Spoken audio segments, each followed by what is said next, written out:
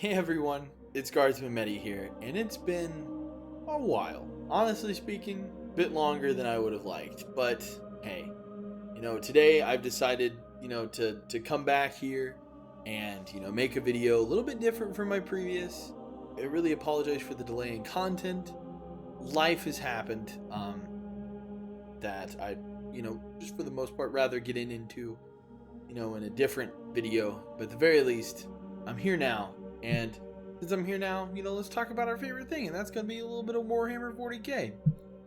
For those of you that are new, though, that may not be as familiar with Warhammer 40,000, Warhammer 40,000 is a lot of things, and often I've heard that it's not only referred to as just a hobby, but it is the hobby. I've been a diehard fan of this hobby for over half a decade, jeez.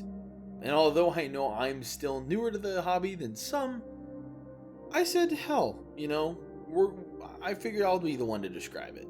I mean, honestly speaking, I gotta describe it because in order to get into the, nitty gritty of the whole reason why you're watching this video, you might need an understanding. Granted, if you don't really want a rundown of what 40k is, you can skip to the timestamp, right here on the screen. But for those of you that are new or just kind of want like a rundown or just are little completionists and just watch the video until you can't anymore, let's just jump through the warp and let's fucking get right into it. So Warhammer 40,000 is a tabletop war game.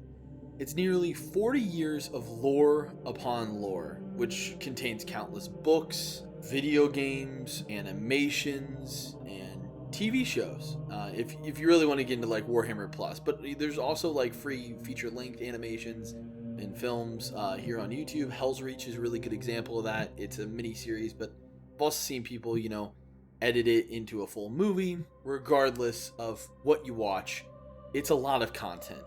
For new people, the lore in the world of Warhammer is so convoluted and so much online. Do I see this comment? 40k seems pretty cool, but I'm never sure where to start. And if you are watching this video to answer that question, I'm really sorry. This is not the video on where to start in 40k. But hey, before you fucking click off, let me explain, please. Listen, I need at least 2 views or the commissar is gonna fucking shoot me in the head. Please, you don't understand. So, sure, I asked in the beginning what 40k is, and I just explained it in the most literal sense what it is. But I didn't really explain the setting or the world, if you will. And I'm going to try and condense it all down into a very basic understanding. This is not a wide introduction to the setting. It's just going to be a little condensation, if you will, of what the setting is. A little pick me up, so that way we can get into the real topic of the video. So, the world, Warhammer 40,000, okay, the setting.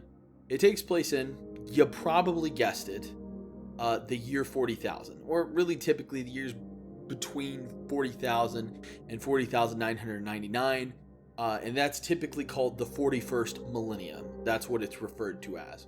And when I say that, it doesn't always have to take place in between those years, and that could be a different video inside its own right. Sometimes it's the 42nd millennia, sometimes it's the 39th millennia, sometimes it's between the it's anywhere between the 31st and the 41st millennia.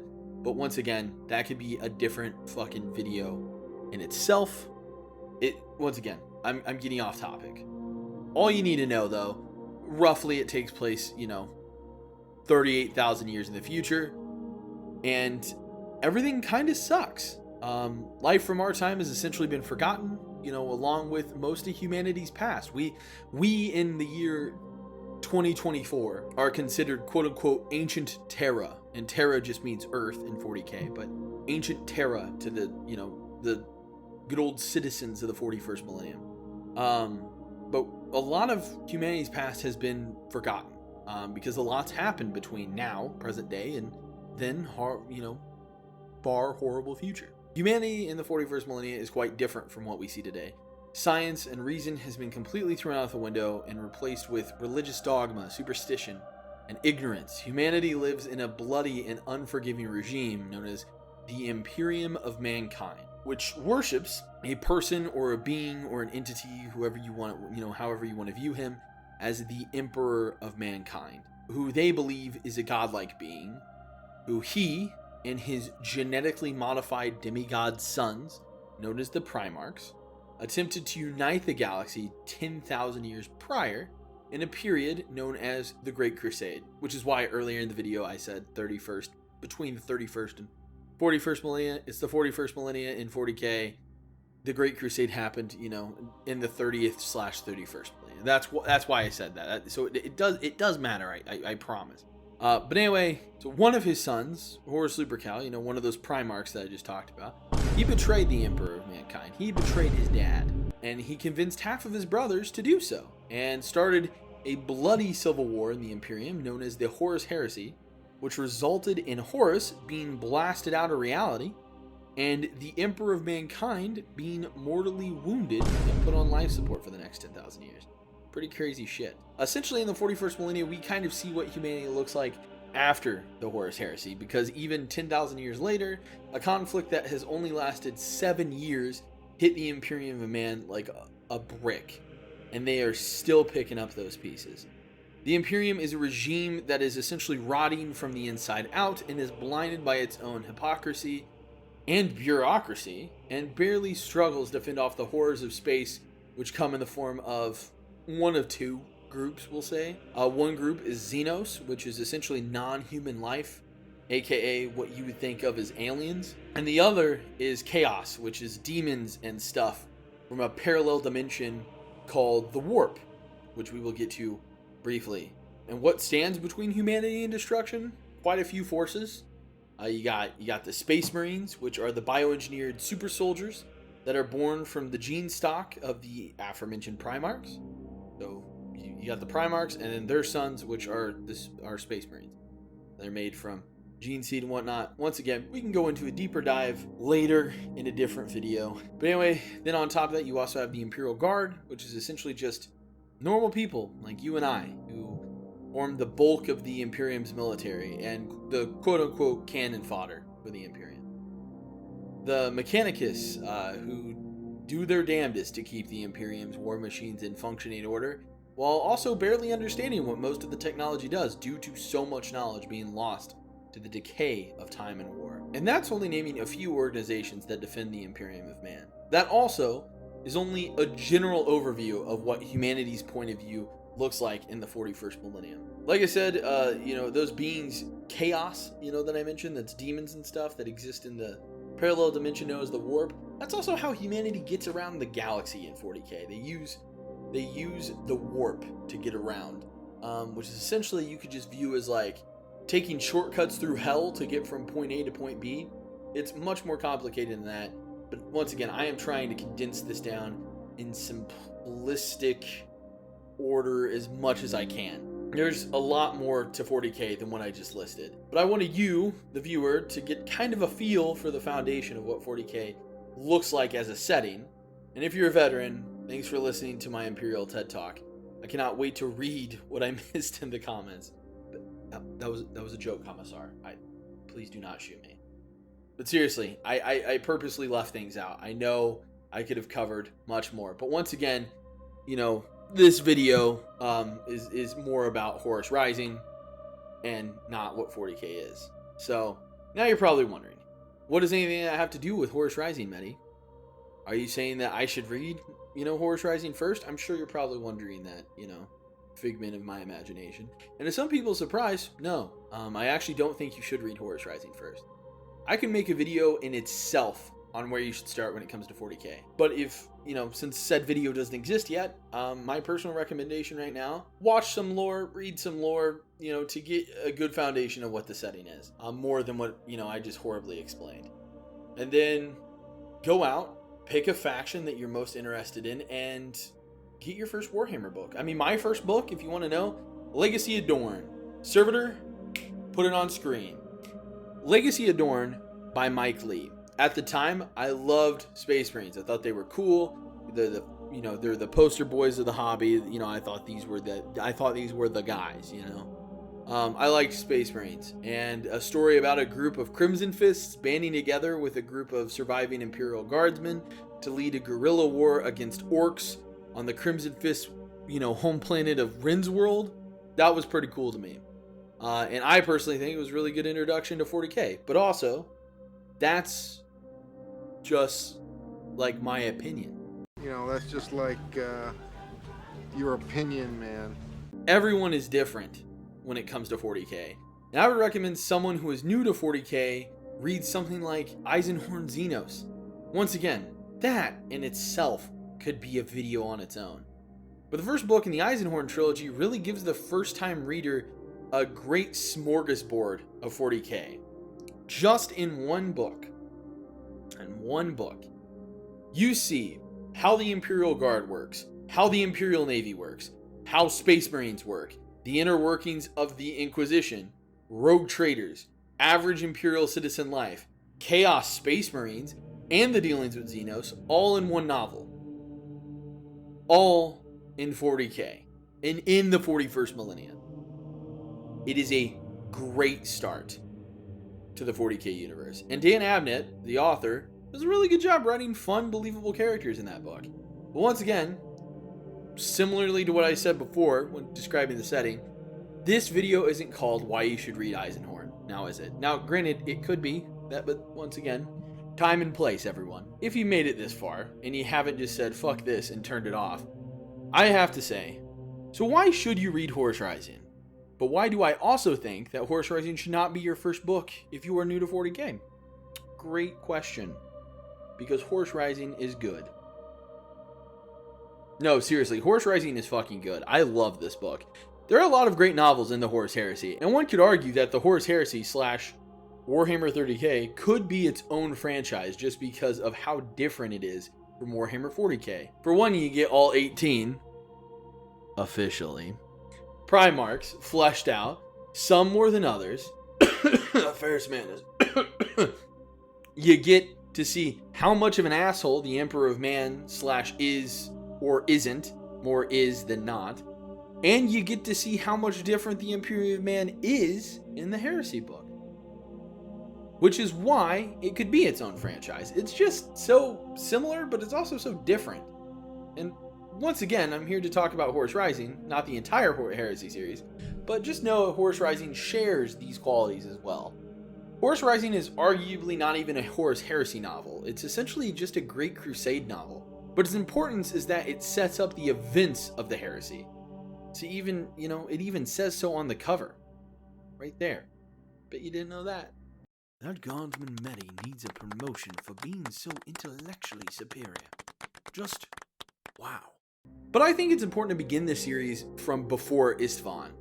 3, that is, or 5, whatever, because it drives home how deeply the betrayal Istvan 3 and 5 cut. It's heartbreaking to see how these characters will be killing each other in just a few books, and that brings me to my first point, the characters. Now, I'm not going to say that every character in this novel is the best written character you've ever seen, but I will say they are written very well, at least I think so. So I particularly enjoyed the pre-Heresy take on Astartes, or Space Marines in Low Gothic.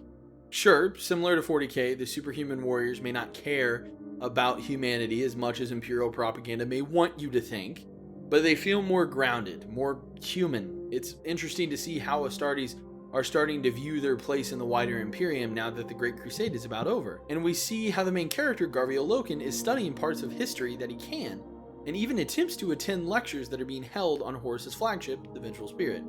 Speaking of lectures, the Imperium that we see is so much different, but I will come back to this later. I enjoyed seeing the banter between the Luna Wolves and the Imperial Fists, where Sigismund of the Imperial Fist casually drops one of the most famous lines in all of 40k, while explaining that Space Marines will always have something to fight. In the far future, there will be only war. If you don't believe me, look it up. It's on page 127 or something. I'm not even gonna fact check myself. It's on page 127. The Astartes, though, are more than this, and they not only feel real, but they also have such good relationships with one another. I could feel the brotherhood as I read this novel, how Torgadon knows exactly how to get under Garviel's no-nonsense skin, how they joke and how they goad each other on as they spar. They really drive home the fact of how unthinkable an Astartes killing an Astartes is in this book, to the point that when Jubal is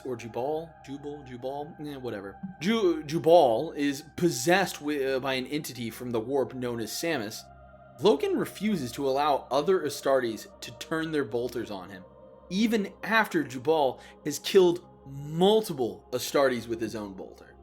The scene feels desperate, and when they finally put Jubal down, it's because he's no longer Jubal anymore. It's done with so much hesitation. For me, the reason I even made this video is the scene after Loken attends the Luna Wolves' secret lodge meeting, and Loken and Torgadon are walking next to each other. Torgadon brags about being able to leap up and slap pipes that are really high in the air, but Loken doubts him. I mean, no, you can't do that. I mean, seriously, 28,000 years in the future, and dudes are still doing shit like this. It's little moments throughout the novel that made me really enjoy reading this story. It was also moments like that that made me remember what was to come. It really saddened me. Seriously. Yeah, Galaxy in Flames, when I got to that point, absolutely ruined me on my first read. Characters like the Remembrancers aren't to scoff at either. They give us an external point of view of how humans in the 31st millennia view Astartes, and we get to see how Astartes view them, which also makes the interactions between Remembrancer Aldaton and Garviel Loken so interesting, as we get to see a side to Garviel that he typically guards. He shares stories about past campaigns throughout the Crusade, and through Aldaton he does show remorse for a lizard-like alien race that the Imperium wiped out. We get to, although briefly, see Garviel ask himself questions that in a typical Astartes wouldn't inherently ask themselves, since they were, at their core, bred for war. The Remembrancers allow us to get a glimpse at what civilian life was like for those residing in the 31st millennia, and also through them, we, the reader, get to see that some, if not most of the galaxy, just wanted to be left alone, as we see with the false Imperium that is observed on planet designated 6319 at the beginning of the novel. When I first read this novel, I also thought it was so cool to see how different the Imperium was, how the iterators are so quick to find logical explanations for things they don't understand, how they try to learn from what little history has survived ages past instead of ignoring it. The Imperium seems to have a brighter outlook on the future in the first book, even though it still might be more self-centered. You really feel how the wonders of the galaxy were in humanity's grasp at the beginning of Horus Rising. It's almost uncanny to see an Imperium so eager to turn to logic and reason. But it's also just as interesting seeing the Remembrancers like Euphrates Keeler turn to viewing the Emperor as a god. How the Imperial cult is just this group that worships in the shadows, but is spreading across the galaxy like wildfire.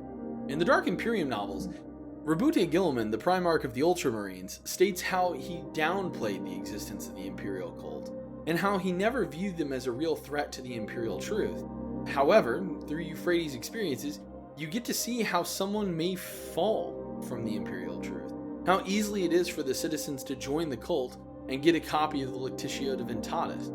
It's interesting to see the juxtaposition between these two viewpoints throughout the first novel, and how easy it is for the average citizen to cast logic to the wayside when humanity is literally being led by a golden god. And I'm not talking about Dennis Reynolds. The Golden God! Another view that I've seen echoed online is how some people don't believe that Horus was ever quote-unquote good, or at the very least, aligned with humanity's interests, if that's a better phrase for you. How he comes off a bit more of, how do you say it? He comes off as a bit of an asshole. I think that's how you should say it. And to be honest, I see some people's point of view that said Horus was never a nice guy, that he was always kind of a, he gave off rich asshole vibes. But however, I also don't quite agree with it. Maybe that's true for the books that follow this one, due to the collapse of the Mournival, him listening to Erebus more, and Horus isolating himself from the vengeful spirit. We have to remember that there is a reason that Loken says he wishes humanity could have seen Horus as he was while fighting the Interax at the end of the book. Sure, he was slaughtering a human civilization that went to war over a misunderstanding thanks to a certain word-bearer's chaplain, but he is also laughing and bantering with Loken and leading his men, because throughout the novel you see two versions of Horus. We see version A, the perfect son, the war master, and the one the Remembrancers see and how he fits the propaganda of the Imperium. And then we also see version B, a godlike Primarch who feels like a normal man. He has doubts, he isn't sure how he wants to be the War Master. He doubts the Emperor's project, and he's hurt that his father left him because, let's be real, Big E is a terrible dad. He laughs and he jokes with his son, and he feels more like an older brother than a father to the Mournival. He has aspirations and confides in his brothers like Sanguinius and Dorn. Similar to the Astartes, Horus feels human. Because if Horus was an asshole, or at the very least if he was an unlikable asshole, his fall to chaos wouldn't be nearly as tragic. It would be expected. Yet when you see Horus in Horus Rising, you just see a dude trying to shoulder the burdens of the Imperium, while also trying to live up to the expectations of him, while also trying not to lose what made the Luna Wolves in the first place. Even when you go on to read False Gods and you see how he struggles to keep his anger in check in the presence of normal humans, you start to see what effects Erebus has on him. You start to see the cracks, and even that is a bummer. If you stop at Horus Rising, Horus never heresies, and he never becomes the Warhammer 40,000. Guys, I'm really sorry, but I had to make that joke. I'll delete my channel, I'm so sorry. Now, we move on to the PSA portion of this video. The other reason I wanted to make this video. Another reason why I want the masses to read this book is to finally know what the phrase, "I was there when Horus slew the Emperor" mean. Like, I can make a meme that says this phrase, and you will get people, no matter what, saying things like, "Loyalists won the war, coparter heretic," and other variations like that. And not only is this the perfect phrase to begin the Horus Heresy, but it also isn't referring to this. It is referring to this. When Horus killed a guy who called himself the Emperor of Mankind on a planet the Imperium designated 6319, as this was the 19th planet brought into the Imperium by the 63rd Expedition Fleet. It's meant to be ironic. It's supposed to be a joke to the Space Marines because that is not supposed to ever happen. The very idea that Horus would try to kill the Emperor is laughable, but it isn't referring to the final duel on the Vengeful Spirit. If all the homies just read even the first chapter of this book, I'd be happy. Just read the book. I promise you'll enjoy it. And even if you don't, you might learn some new lore. Oh, but if you do enjoy it, you'll still learn new lore. Now, if this video has gone to plan and you've made it this far, first of all, I just want to say thank you. Secondly, if you're like, alright Medi, I'm sold, I'll go read Horus Rising, I'd like to take a minute and restate what I said earlier in the video. So hold your horses, Kriegsman. I still don't recommend reading this book if it's your first venture into 40k. For starters, like I said, it's not even a Warhammer 40,000 book, it's a Warhammer 30k book, which doesn't really properly show off the grim dark horror that waits for you 10,000 years in the future. Not saying the Omega Arachnids in the book aren't grim dark, I'm just saying that it really doesn't capture the setting of 40k because of how different it is. It would be like saying I want to read Lord of the Rings and sitting down to read the Silmarillion. The events of the Silmarillion may be responsible for why the world is the way it is in Lord of the Rings, however, it isn't quite Lord of the Rings. Now, I'm not saying that you can't do that, I'm just saying that I personally wouldn't recommend it. If you're interested, that can be its own video. Someone new to 40k should start on a book that takes place in the age of the Imperium. However, I know plenty of people who have started on Horus Rising and love 40k just the same as I do. I'm just tossing in my two thrones and explaining why I wouldn't start here. But hey, if you still want to go and grab a copy of Horus Rising after reading this, more power to you, Guardsmen. But seriously, if you made it to the end here, thank you so much for watching. I love talking about Warhammer whenever I get the chance, and this channel has really been a great creative outlet for me to do that. I appreciate the support that I've received, and I have more videos to come. If you're new here, please consider subscribing, as I hope to keep talking about 40k here when I get the chance. Let me know in the comments what you think. I'd love to talk to you guys about the Horus Heresy down there, and let me know if you like this kind of video format, or if I should just stick to the short stories. Regardless, thank you all so much for watching, and I'll see you next time.